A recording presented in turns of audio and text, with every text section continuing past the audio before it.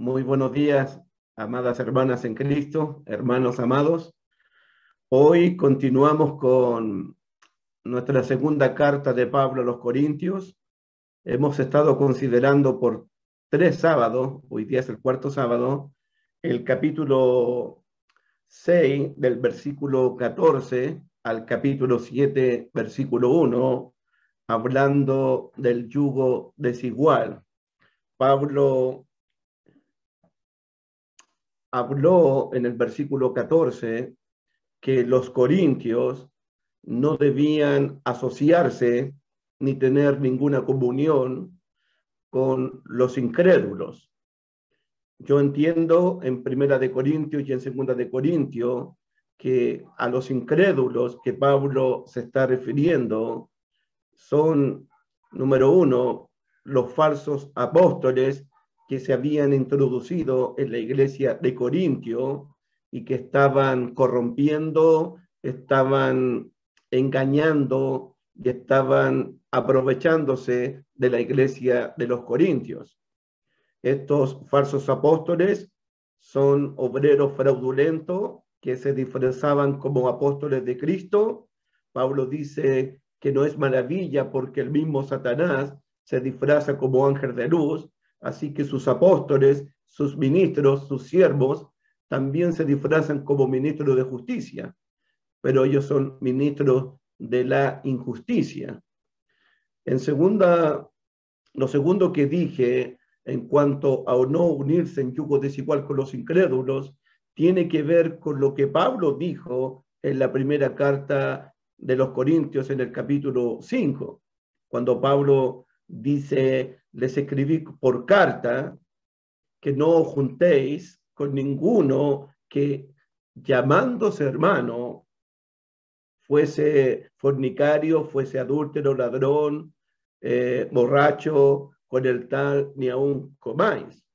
A mí me parece que el apóstol Pablo tiene en mente que no os unáis en yugo desigual con los incrédulos, tiene que ver con los falsos apóstoles y tiene que ver con todo aquel que dice ser hermano, dice ser miembro de la iglesia de Cristo, pero se comporta como un pagano, vive como un pagano. Y Pablo después dio 5 ejemplos. ¿Qué compañerismo tiene la justicia con la injusticia? Ninguna. ¿Qué comunión tiene la luz con las tinieblas? Ninguna. ¿Qué comunión tiene Cristo con Belial? Ninguna. ¿Y qué comunión hay entre los ídolos y el templo del Dios viviente? Ninguna. Y por último, ¿qué comunión hay entre el incrédulo con el creyente? Y todas las respuestas son ninguna. Entonces Pablo le dice a la iglesia de Cristo en Corintio que no entren en ninguna armonía, en ninguna comunión, en ninguna relación, en ninguna asociación con los incrédulos, porque estos incrédulos, los falsos apóstoles y cualquiera que dice ser hermano, pero no lo es, son de otra naturaleza, tienen otro Dios, viven en la oscuridad, viven en la injusticia, sirven a los ídolos. Entonces Pablo les dice a ellos que no entren en comunión con ninguno que, llamándose hermano, vive en las tinieblas, practica las tinieblas. Y ahora vamos a terminar este pasaje con un llamado que Pablo va a hacerle a la iglesia de Cristo en Corintio. Nuestro pasaje de esta mañana es 2 de Corintios, capítulo 7, versículo 1. Ese es nuestro pasaje de esta mañana. Vamos a leer el texto bíblico, queridos hermanos. Pablo dice, así que, o por lo tanto, amados, puesto que tenemos tales promesas, limpiémonos de toda contaminación de carne y de espíritu, perfeccionando la santidad en el temor del Señor. Y Pablo comienza diciéndole a la iglesia de Dios, a la iglesia de Cristo en la ciudad de Corintio, así que, amados, los trata con afecto, los trata con cariño, los trata con amor, porque los corintios son amados por Dios, pero también son amados por el apóstol Pablo. Así que Pablo, en su conclusión al tema nos unáis en yugo desigual con los incrédulos, Pablo les habla acerca de las promesas. Esa es una gran motivación para la iglesia de Cristo en Corintio y también es una gran motivación para nosotros. Pablo dice, puesto que tenemos tales promesas. Y en estos momentos nosotros tenemos que pensar, los corintios primeramente tienen que pensar en las promesas de Dios, para no tocar lo inmundo, para no entrar en comunión con las tinieblas, para no entrar en comunión con los incrédulos, para no tener ninguna asociación con los ídolos. Pablo habla de las grandes y preciosas promesas de Dios. Y dice el texto, puesto que tenemos tales promesas. Y antes de hablar de las promesas que tenemos los cristianos, las promesas que Dios nos ha prometido, quiero decir algunas cosas acerca de las promesas de Dios. En el Nuevo Testamento, o en toda la Biblia, realmente, hay dos cosas que son inmutables, en nuestro Dios, que es imposible que Dios pueda mentir. Y si tú lees conmigo en este momento Hebreos capítulo 6, en cuanto a estas promesas de Dios, en cuanto a las dos cosas que son inmutables de parte de Dios, quiero que leamos Hebreos capítulo 6, versículos 13 al versículo 18. Dice el texto bíblico en cuanto a las promesas que tenemos de Dios. Tenemos tales promesas y hay dos cosas que son inmutables en nuestro Dios, que es imposible que nuestro Dios mienta. Dice el versículo 13 de Hebreos capítulo 6, porque cuando Dios hizo la promesa a Abraham, no pudiendo jurar por otro mayor, Dios juró por él mismo. Anota eso. Dios no pudiendo jurar, no pudiendo prometer por otro mayor que él, Dios tuvo que jurar, Dios tuvo que prometer por él mismo. Él juró por su honor, juró por su nombre. Dice versículo 14, diciendo Abraham, de cierto te bendeciré con abundancia y te multiplicaré grandemente. Y habiendo esperado con paciencia, alcanzó la promesa. Porque los hombres ciertamente juran por uno mayor que ellos. Y para ellos el fin de toda controversia es el juramento para confirmación. Toda controversia se termina con un juramento, se termina con una promesa, se termina con una palabra. Por lo cual, versículo 17, por lo cual, queriendo Dios mostrar más abundantemente a los herederos de la promesa, usted y yo y los corintios, la inmutabilidad de su consejo, interpuso juramento. Y aquí viene, para que por dos cosas inmutables, en las cuales es imposible que Dios mienta, tengamos un fortísimo consuelo a los que hemos acudido para asirnos de la esperanza puesta delante de nosotros. Las dos cosas que son inmutables, donde es imposible que Dios mienta. Es decir, Dios nunca va a cambiar su promesa. Dios nunca va a alterar su juramento, sus promesas, sus juramentos. Dios ha jurado, Dios ha prometido por su propio nombre, por su propio honor, por su propia gloria, bendecirnos, amarnos ahora y eternamente y para siempre. Abundantemente.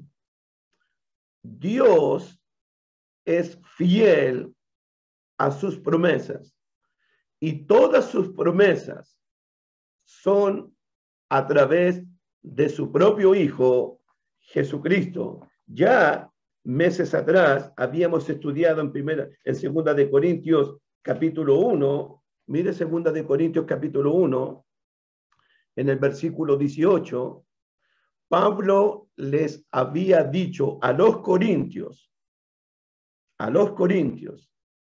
que Dios nunca quebranta su palabra, que Dios nunca se retracta de sus promesas, que Dios nunca altera lo que Él dice.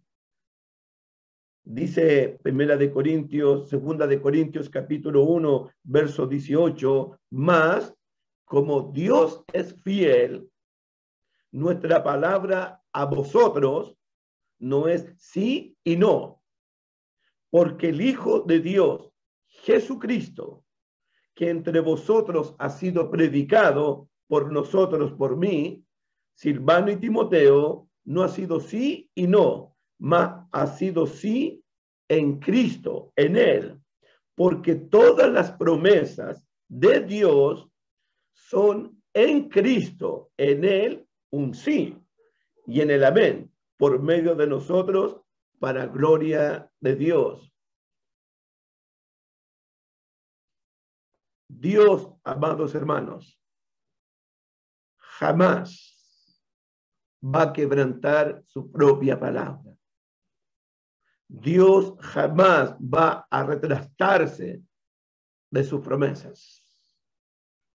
Las promesas de Dios son inmutables, son preciosas, son grandísimas para nosotros. Las promesas de Dios son muy ciertas, son muy veraces. El versículo bíblico para esto lo encontré ahí en el libro de Josué, capítulo 21, versículo 45. Tenemos tales promesas de Dios, hermanos míos. Y dice el libro de Josué, capítulo 21, versículo 45, dice el texto bíblico: no faltó palabra de todas las buenas promesas que Jehová había hecho a la casa de Israel. Todo se cumplió. No faltó palabra de todas las buenas promesas que Jehová había hecho a su pueblo Israel. Todas las promesas que Jehová había prometido a Israel, todo se cumplió. Dios ha hecho promesas. Dios ha jurado por su honor, por su nombre. Es imposible que Dios mienta. Él ha jurado, Él ha prometido por su propio honor, por su propia gloria, bendecirte, amarte, hoy y eternamente y para siempre. Y volviendo a nuestro texto de segunda de Corintios, capítulo 7, dice el texto bíblico: así que, amados, puesto que tenemos tales promesas, y uno inmediatamente tendría que preguntarse: ¿cuáles son estas promesas que usted tiene que yo tengo y que los corintios tienen. Porque Pablo dice, tenemos tales promesas. ¿De qué promesas está hablando Pablo? El mismo pasaje lo dice. Veamos el capítulo 6, versículo 16. Aquí están las promesas que los corintios tienen, que los cristianos tenemos, son promesas para el pueblo de Dios. Segunda de Corintios, capítulo 6, versículo 16. Estas son las promesas que tenemos. Dice el texto bíblico, ¿y qué acuerdo hay entre el templo de Dios y los ídolos? Porque vosotros sois el templo del Dios viviente. Como Dios dijo, aquí vienen las promesas. Aquí vienen las promesas. Habitaré y andaré entre ellos y seré su Dios y ellos serán mi pueblo. Aquí tenemos las primeras promesas, hermanos míos. Dios ha prometido habitar y andar entre su pueblo. Dios ha prometido, ustedes serán mi pueblo y yo seré su Dios. Y hay dos palabras que me llamaron mucho la atención en este texto. La palabra habitaré. Puedes anotar esa palabra en tu mente y en tu corazón y en tu agenda y en tu Biblia. La palabra habitaré. La idea de habitar tiene el sentido, escúchame bien por favor, la idea de que Dios va a habitar en medio de su pueblo, la idea que Dios va a habitar en su pueblo, la idea de habitar tiene el sentido de vivir en medio de su pueblo, permanecer en medio de su pueblo, anidarse en medio de su pueblo, alojarse, establecerse en medio de su pueblo. Significa hacer su residencia permanente en el cristiano, ya que el cristiano es templo del Dios viviente. Imagínate la promesa de Dios, vivir dentro de nosotros, permanecer dentro de nosotros, anidarse dentro de nosotros, alojarse dentro de nosotros, establecerse, hacer su domicilio, su residencia en medio de su pueblo. Imagínate. Dios alojándose, permaneciéndose, estableciéndose y haciendo su domicilio, su residencia dentro de su pueblo, dentro de los cristianos.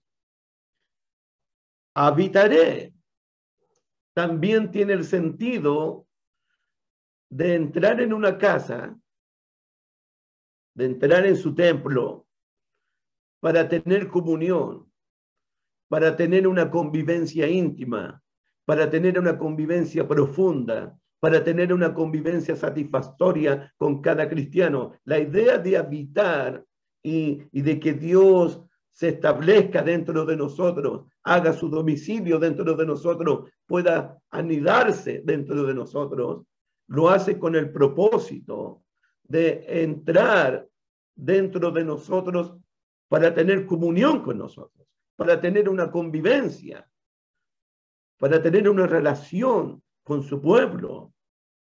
La promesa es que Dios, el Dios viviente, el Señor Dios Todopoderoso, el Dios santo y 3 veces santo, Dios va a hacer su habitación, su morada, su casa, su templo, su edificio dentro de nosotros. El cristiano es templo del Dios viviente. El cristiano es casa del Dios viviente. El cristiano es edificio del Dios viviente. Eso me llevó a pensar en algo. Anoche lo compartía con una familia que este domingo se va a bautizarse en Cristo en la mañana del domingo, me hizo pensar en algo en Efesios capítulo 3. Me gustaría compartirte este pensamiento. Efesios capítulo 3, por favor. Me hizo pensar en esto. Efesios capítulo 3, del versículo 14, para ponerle contexto a esto. Me nació una pregunta.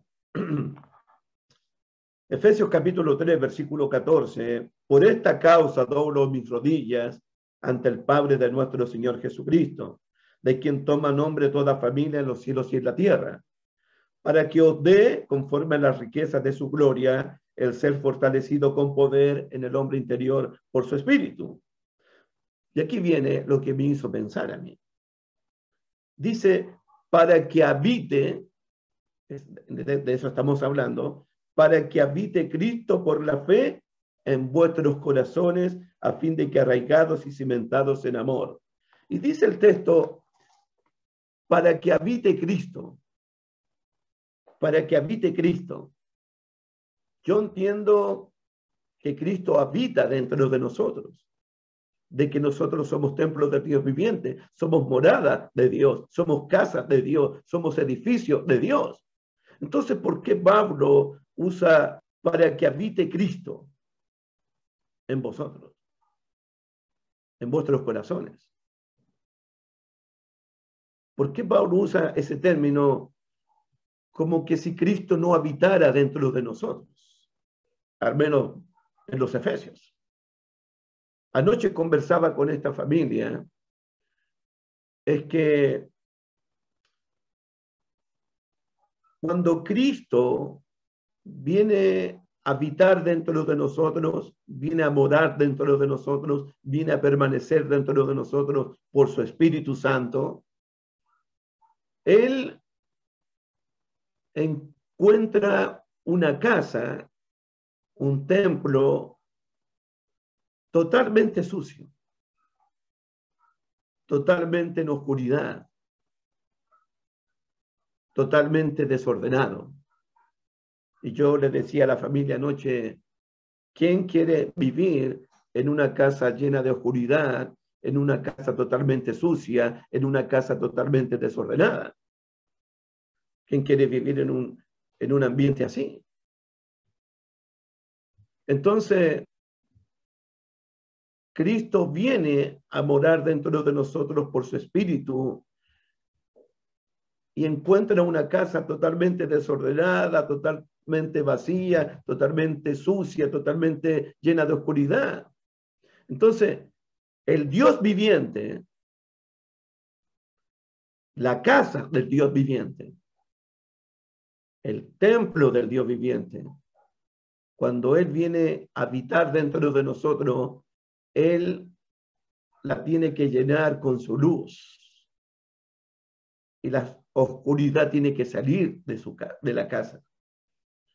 Esta casa del Dios viviente debe estar muy limpia. Y cuando viene Dios a habitar dentro de nosotros, la encuentra sucia y tiene que comenzar a limpiar esta casa. Esta casa del Dios viviente debe estar muy ordenada y nunca desordenada. Entonces, cuando viene Dios a habitar dentro de nosotros, encuentran una casa en oscuridad, una casa sucia, una casa desordenada. Pero Dios promete habitar dentro de nosotros y llenar su templo, llenar su casa llena de luz, limpiar esta casa, ordenar esta casa del Dios viviente. Debe estar siempre en buenas condiciones para poder habitarla, para poder permanecer en esta casa, para poder alojarse, para estar cómodo en la casa. Te pregunto, hermanito, en esta mañana, ¿quién de nosotros quiere vivir, quiere hacer su residencia, quiere permanecer, quiere establecerse en una casa llena de oscuridad, sucia, desordenada? ¿Quién quiere vivir así?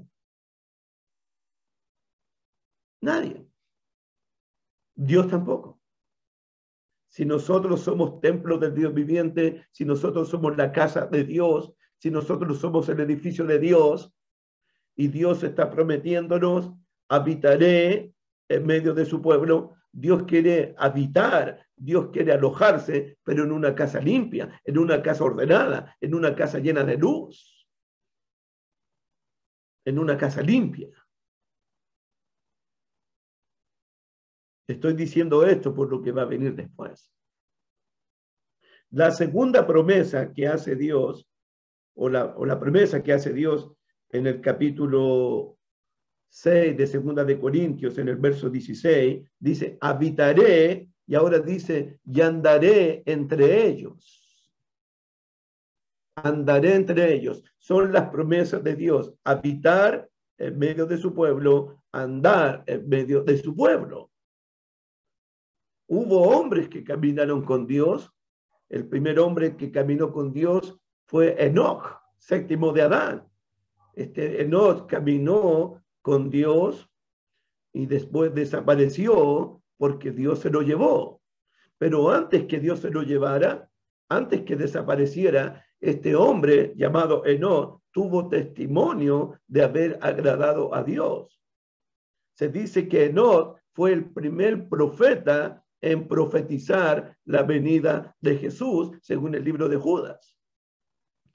Anoche estudiábamos con otro matrimonio y hablábamos de Noé. Noé, varón justo, varón perfecto en sus generaciones, con Dios caminó Noé. Dios también caminó con Abraham.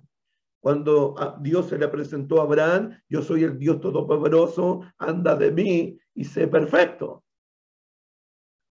¿Y qué decir de los 12 apóstoles? Ellos caminaron con Dios, con el Dios encarnado, con Emmanuel. Pero aquí, en 2 de Corintios 6, 7, la promesa de Dios es que Él promete caminar contigo, caminar conmigo y caminar con todos los cristianos. La promesa es, habitaré y andaré en medio de ellos. Imagínate Dios habitando dentro de nosotros, haciendo su morada dentro de nosotros. Imagínate ahora Dios caminando todo el tiempo al lado nuestro. Imagínate.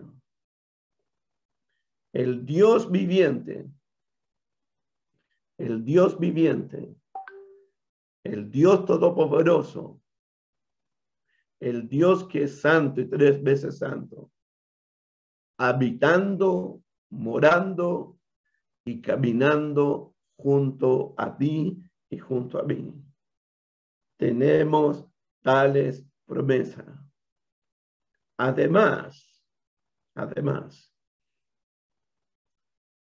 habitar y caminar en la Biblia, especialmente Dios habitando en medio de nosotros y caminando en medio de nosotros, tiene el sentido de tener una permanente, una rica y una profunda comunión entre Dios y los cristianos.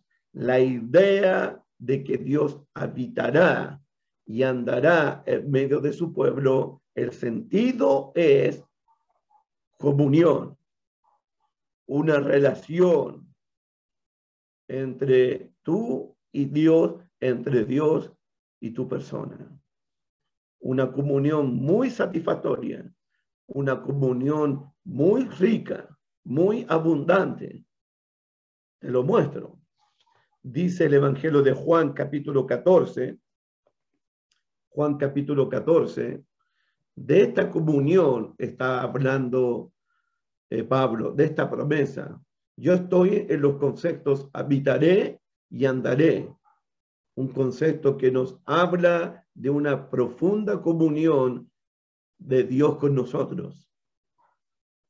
Una comunión tan profunda que Jesús dijo en Juan capítulo 14, versículo 23.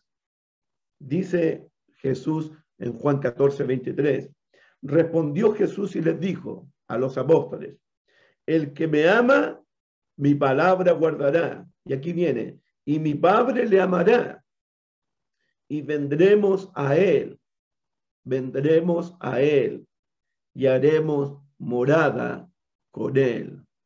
Vendremos a él, el Padre, el Hijo y el Espíritu Santo. Vendremos a él y haremos morada en el cristiano.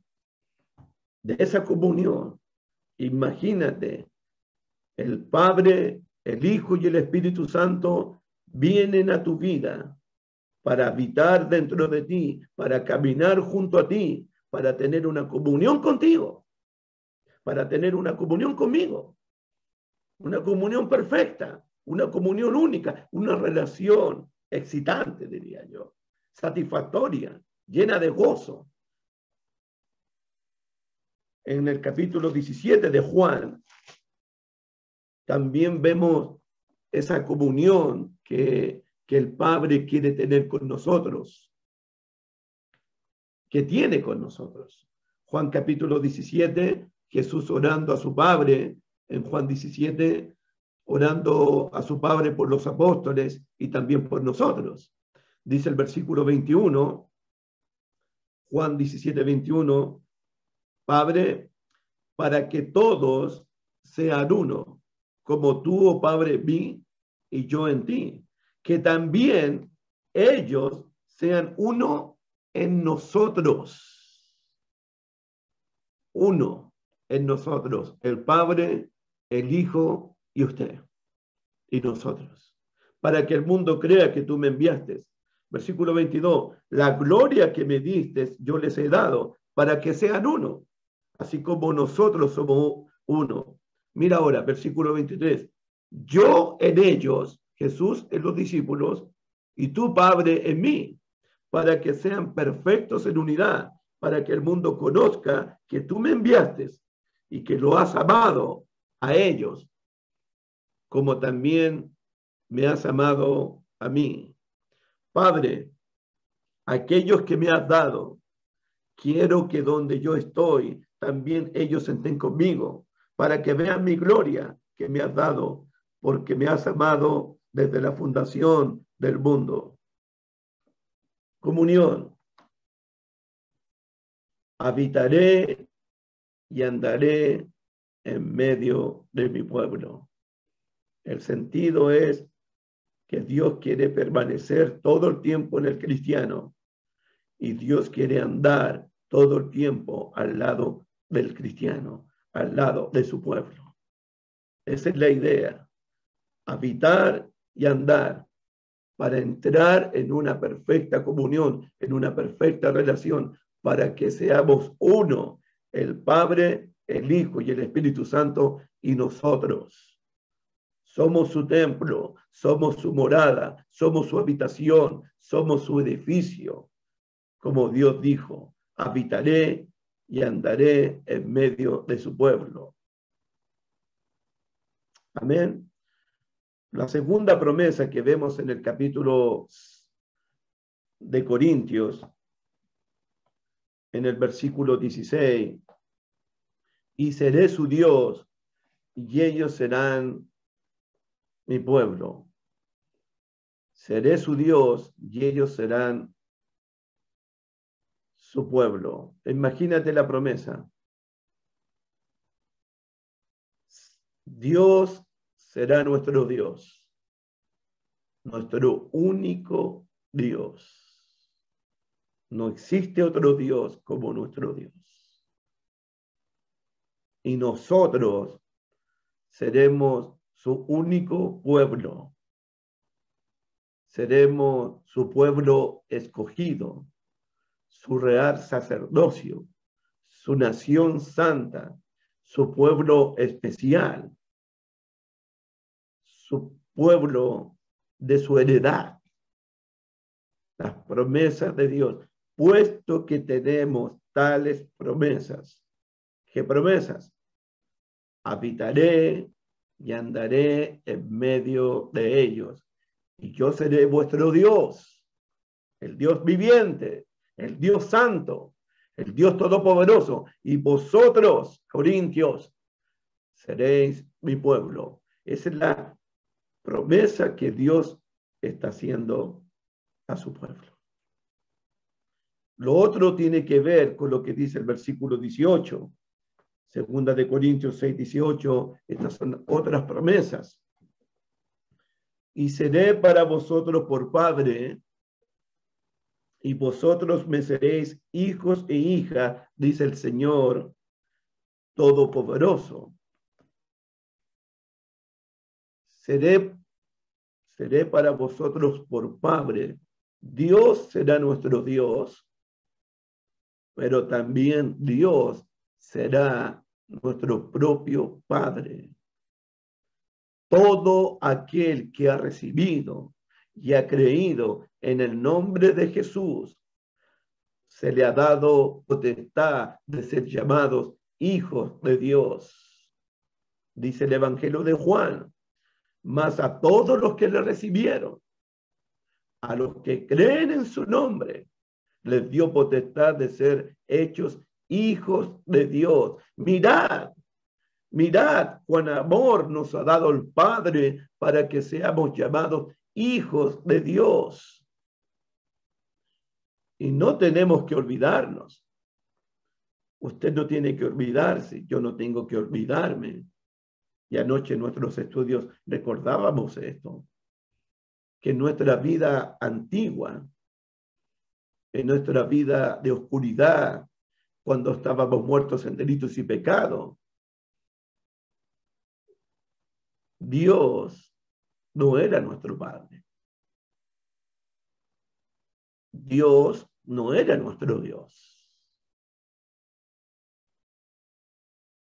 El diablo era nuestro Padre. El diablo era nuestro Dios. No tenemos que olvidarnos que en nuestra vida antigua vivíamos conforme al príncipe de la potestad del aire. Y no tenemos que olvidarnos que en nuestra vida antigua éramos por naturaleza hijos de ira, hijos de condenación, hijos de perdición. No tenemos que olvidarnos. Entonces, qué privilegio y qué grandes promesas que Dios le ha hecho a su pueblo. Habitaré y andaré en medio de vosotros. Yo seré vuestro Dios, y ahora ustedes serán mi pueblo. Yo seré ahora vuestro Padre, y ustedes ahora serán mis hijos y mis hijas, dice el Señor Dios Todopoderoso. Qué privilegio y qué honor tenemos los cristianos. Y también qué gran responsabilidad. Porque como hijos debemos darle honor y debemos honrar el nombre de nuestro Padre. Tenemos que honrar su nombre. Vosotros me seréis hijos e hijas. Si somos hijos de Dios, también dice el libro de Romanos que somos herederos de todo lo que tiene Dios. Si somos hijos de Dios, también somos coherederos juntamente con Cristo. Todo lo que tiene Cristo lo tenemos también nosotros. Todo lo que le pertenece a Dios también nos pertenece a nosotros.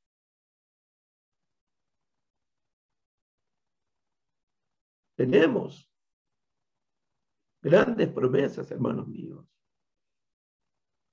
Yo seré vuestro Padre. Ustedes me serán hijos e hijas, dice el Señor Dios Todopoderoso. Y en estos momentos, pensando en los corintios, primeramente, pensando en los corintios, y luego pensando en nosotros, pensé en el libro de Malaquías. Malaquías capítulo 1. Malaquías es el último libro del Antiguo Testamento. Vamos al capítulo 1, por favor. Malaquías capítulo 1. Algo que Dios le dijo a su pueblo del Antiguo Pacto. Malaquías capítulo 1, versículo 6. Y a mí me parece que los corintios tienen que pensar en esto. Y nosotros en esta mañana debemos también pensar en esto. Solamente una reflexión. Dice Malaquías capítulo 1, versículo 6. El Hijo honra al Padre. El esclavo, el siervo, honra a su Señor. Dice Jehová, si pues soy yo Padre, ¿dónde está mi honra? Y si yo soy Señor, ¿dónde está mi temor? Dice Jehová de los ejércitos a vosotros, oh sacerdotes, que menospreciáis mi nombre. Los corintios tenían a Dios como Padre, pero no le estaban dando el honor que su Padre merecía. Los corintios tenían a Dios como Señor, pero no tenían temor hacia su Señor. Y Dios pregunta, si yo soy tu Padre, ¿por qué no me respetas? ¿Por qué no me das honor? Si yo soy tu Señor, ¿dónde está tu temor? ¿Dónde está tu respeto? Como hijos y como hijas de Dios, debemos respetar a nuestro Padre, debemos honrar a nuestro Padre. Con estas preciosas y grandísimas promesas que Dios ha hecho a su pueblo, ahora Pablo llama a la iglesia a purificarse, a limpiarse de toda contaminación de carne y de espíritu. Volvamos a 2 Corintios 7, por favor. 2 Corintios 7, versículo 1. Dice el texto, así que, amados, puesto que tenemos tales promesas, tenemos preciosas y grandísimas promesas. Habitaré y andaré en medio de ellos. Yo seré vuestro Dios, ustedes serán mi pueblo, y seré para vosotros por Padre, y vosotros me seréis hijos e hijas, dice el Señor Dios Todopoderoso. Esas son las promesas de Dios. Y puesto que tenemos tales promesas, limpiémonos de toda contaminación de carne y de espíritu. Y es interesante que Pablo se incluye en esta purificación, en esta limpieza, porque dice, limpiémonos. Podría haberle dicho a los corintios, límpiense ustedes, pero no. Pablo reconoce que él también necesita limpiarse, necesita purificarse de toda contaminación. Y nosotros como Pablo y como los corintios también tenemos que reconocer en esta mañana que necesitamos limpiarnos, necesitamos purificarnos de toda contaminación de carne y de espíritu. Y la frase limpiémonos tiene el sentido de algo que debes hacer tú, algo que debo hacer yo, algo que los corintios deben hacer. Limpiémonos significa que el cristiano debe hacerse una limpieza purificadora. Significa que el cristiano debe hacerse un lavado de su contaminación, la contaminación que sea. Y realmente nos faltaría mucho tiempo. Esta limpieza tiene un trasfondo en el Antiguo Testamento.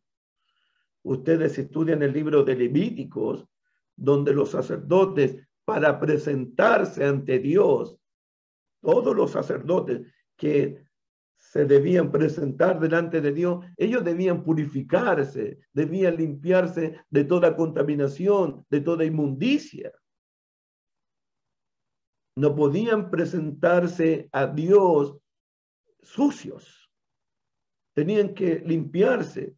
De hecho, en el libro de Levítico se menciona una y otra vez: santifíquense para presentarse delante del Señor. Santifíquense, límpiense, purifíquense, lávense, porque se van a presentar delante de Dios. Eso aparece una y otra vez en el Antiguo Testamento, especialmente en el libro de Números. La iglesia de Cristo en Corintio, cuando se unieron a Cristo en el bautismo, ellos habían sido purificados, habían sido limpiados, habían sido santificados por Cristo, por la sangre de Jesús. Miren el capítulo 6 de Primera de Corintios, por favor. Miren el capítulo 6 de Corintios. Pablo les dice a ellos, a los hermanos de Corintios, capítulo 6, versículo 9. ¿No sabéis que los injustos no van a heredar el reino de Dios? No se equivoquen, ni los fornicarios, ni los idólatras, ni los adúlteros, ni los afeminados, ni los que se echan con varones, ni los ladrones, ni los avaros, ni los borrachos, ni los maldicientes, ni los estafadores van a heredar el reino de Dios. Versículo 11. Y esto, erais algunos de ustedes, corintios. Ustedes eran algunos de estos, mas ya habéis sido lavados, ya habéis sido santificados, ya habéis sido justificados en el nombre del Jesús, en el nombre del Señor Jesús y por el Espíritu de nuestro Dios. Los corintios habían sido lavados en la sangre de Jesús, habían sido santificados por el Espíritu Santo, habían sido rociados con la sangre de Cristo, purificados. Los corintios habían sido puros delante de Dios, se habían presentado limpios delante de Dios cuando se convirtieron. La iglesia de Corintios, al unirse a Cristo, fueron totalmente santificados, fueron totalmente limpiados. De hecho, los corintios fueron llamados a ser santos y a santificarse. En el capítulo 1 de Primera de Corintios capítulo 1, en el versículo 1 y 2, Primera de Corintios capítulo 1, versículo 1 y 2, Pablo, llamado a ser apóstol de Jesucristo por la voluntad de Dios, y el hermano Sóstenes, a la iglesia de Dios que está en Corintio. ¿A quiénes? A los santificados. Habían sido santificados. A los santificados en Cristo Jesús, llamados a ser santos, con todos los que en cualquier lugar invocan el nombre de nuestro Señor Jesucristo, Señor de ellos y nuestro. Los corintios ya habían sido santificados, pero habían sido llamados a ser santos, con cualquiera que invocare el nombre de Jesús. Pero el deseo de Pablo era presentar a la iglesia de Cristo en Corintio, presentarla como una virgen pura, limpia, sin mancha y sin arruga delante de Dios. Dice 2 de Corintios capítulo 11, versículo 2. 2 de Corintios capítulo 11, versículo 2. Dice el apóstol Pablo a la iglesia de Dios en Corintio: porque os celo con celo de Dios, pues os he desposado con un solo esposo, para presentaros como una virgen pura a Cristo. Ese era el deseo del apóstol Pablo. Quiero presentarlos a ustedes como una virgen pura, como una virgen santa, como una virgen sin mancha, sin contaminación, sin suciedad. Quiero presentárselos a ustedes, a Cristo, como una virgen pura. Pero la iglesia de Cristo en Corintio, los lavados, los santificados, los justificados, los que habían sido purificados, comenzaron a contaminarse, comenzaron a ensuciarse con sus prácticas pecaminosas. Comenzaron a contaminarse. Y esto le puede suceder a cualquier cristiano, hermano mío. Enredarse las contaminaciones del mundo, enredarse las contaminaciones del pecado. De hecho, tenemos un ejemplo, tenemos varios ejemplos. Escogí el de Segunda de Pedro 2:20. Segunda de Pedro 2:20 dice el apóstol Pedro a cristianos que también habían sido lavados, que habían sido purificados. Eran cristianos que estaban en el camino de la verdad, cristianos que estaban en el camino de la justicia, cristianos que estaban en el camino recto. Pero se enredaron en las contaminaciones del mundo. Dice Segunda de Pedro, capítulo 2, versículo 20, exactamente la misma condición de los corintios. Ciertamente, dice Pedro, ciertamente, si habiéndose ellos escapado de las contaminaciones del mundo, escaparon de las contaminaciones del mundo por el conocimiento del Señor y Salvador Jesucristo. Y aquí viene, enredándose otra vez en las contaminaciones del mundo, enredándose otra vez en ellas, son vencidos.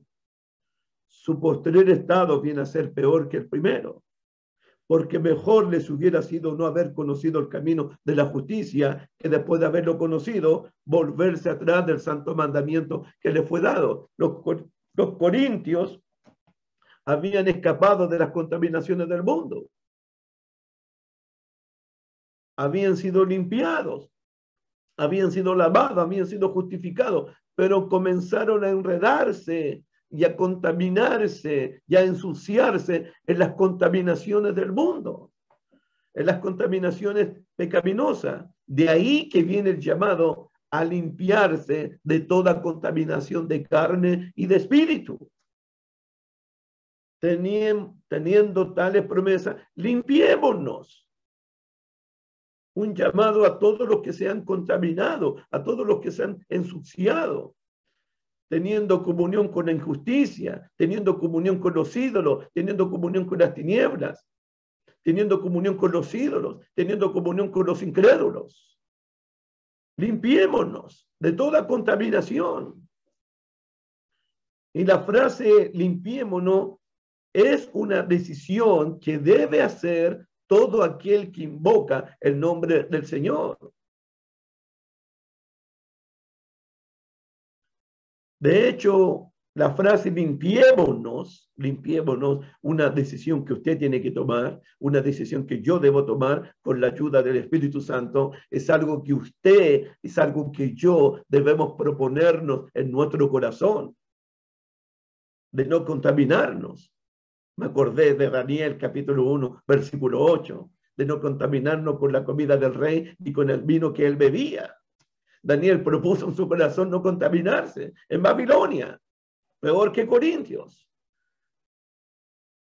Pero es una decisión que la tomó Daniel a los 12, 14 años, hasta los 90, de no contaminarse con las prácticas de Babilonia, con los pecados de Babilonia, con los dioses de Babilonia. Con 90 años. Cuando Pablo dice limpiémonos de toda contaminación, repito, Es una decisión, es algo que nosotros debemos proponernos en nuestro corazón. Eso es algo que nosotros tenemos que decidir en nuestra mente. Es algo que usted tiene que hacer, es algo que yo tengo que hacer. Jesús y los apóstoles hablaron de esta limpieza física, de esta limpieza espiritual, porque es una limpieza física y es una limpieza espiritual, porque dice limpiémonos de toda contaminación de carne, una referencia al cuerpo, y limpiémonos de toda contaminación de espíritu, una referencia al corazón, al alma. Entonces Jesús y los apóstoles hablaron de esta limpieza, pero en otros términos. Y lo otro que me llamó la atención, que para mí fue muy interesante, que los pecados de la carne y los pecados del espíritu se dieron mucho en las iglesias de Cristo gentiles en el tiempo de Pablo. ¿Qué podemos decir de la iglesia en Roma, de la iglesia en Efeso, de la iglesia en Colosa? Un problema de contaminación. Y cuando Pablo dice, limpiémonos, Jesús dijo exactamente lo mismo, pero de otra forma, con otro vocabulario. Usó otras palabras Jesús. Cuando Jesús dijo allá en Marcos 9, si tu ojo es ocasión de caer, sácalo, límpiate. Si tu mano te es ocasión de caer, córtala. Si tu pie te es ocasión de caer, córtalo. Es exactamente lo mismo que Pablo está diciendo. Limpiémonos. Si mi ojo, si mi pie, si mi mano son instrumentos para caer, sácate el ojo. O sea, deja esa práctica pecaminosa. Corta con esa práctica pecaminosa. Pablo dijo a los corintios, a los romanos, en Romanos capítulo 13, por favor. En Romanos capítulo 13, Pablo lo dice de esta manera a la iglesia gentil de Roma. Acá Pablo dice, limpiémonos de toda contaminación de carne y de espíritu. Pablo lo dice de esta manera a los romanos, en Romanos 13, versículo 11 en adelante. Y esto conociendo el tiempo, que ya es hora de levantarnos del sueño, porque ahora está más cerca de nosotros nuestra salvación que cuando creímos. La noche está avanzada y se acerca el día. Y aquí viene, desechemos pues, limpiémonos pues, desechemos pues las obras de las tinieblas y vistámonos de las armas de la luz. Andemos como de día, honestamente, no en glotonería, en borrachera, en lujuria, en lascivia, no en contienda, en envidia, sino vestidos del Señor Jesucristo y no proveáis para los deseos de la carne.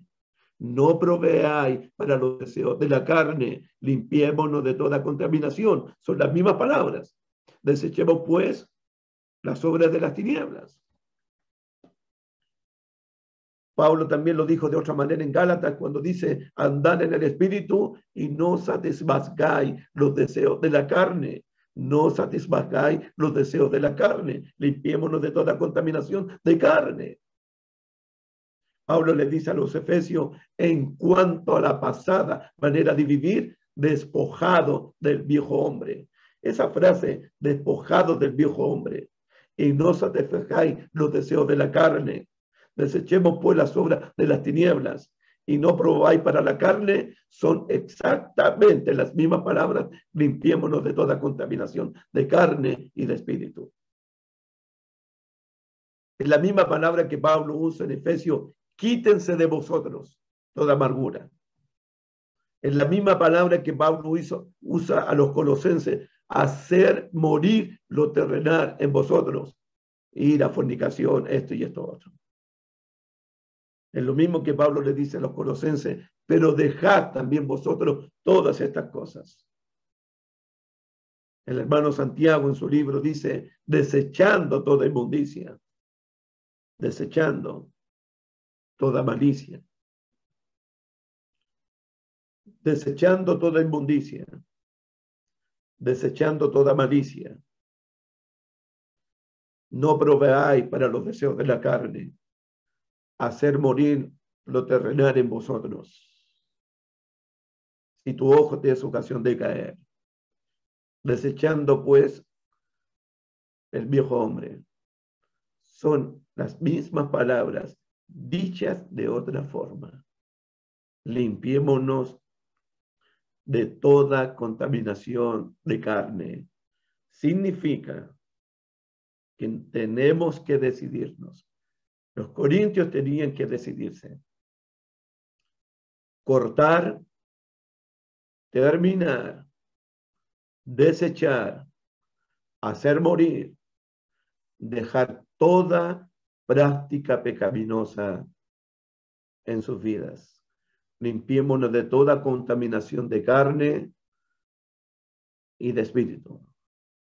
Pablo habla de una limpieza exterior, de una limpieza física, pero también Pablo habla de una limpieza espiritual, una limpieza del corazón, de la mente, de donde salen los malos pensamientos, los adulterios, los engaños, los robos, los hurtos, la avaricia, la codicia, las maldades.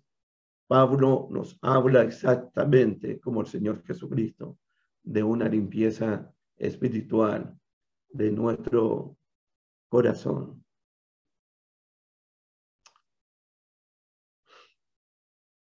Vamos a continuar el próximo sábado, una quinta clase, porque tengo cosas muy importantes que decir en cuanto a la limpieza espiritual, en cuanto a perfeccionar la santidad y en cuanto al temor del Señor que nos habla el capítulo 7, versículo 1. Necesitamos orar, necesitamos ir a la cruz para limpiarnos, para pedir perdón al Señor Jesucristo, que su Espíritu Santo nos santifique, que su palabra nos haya limpiado en esta mañana, que su palabra nos haya santificado en esta mañana, pero usted y yo debemos tomar decisiones. Debemos tomar decisiones porque tenemos preciosas y grandísimas promesas de Dios para nuestras vidas. Continuamos con este versículo de 2 de Corintios 7, versículo 1, el próximo sábado, si Dios quiere. Que Dios me lo bendiga.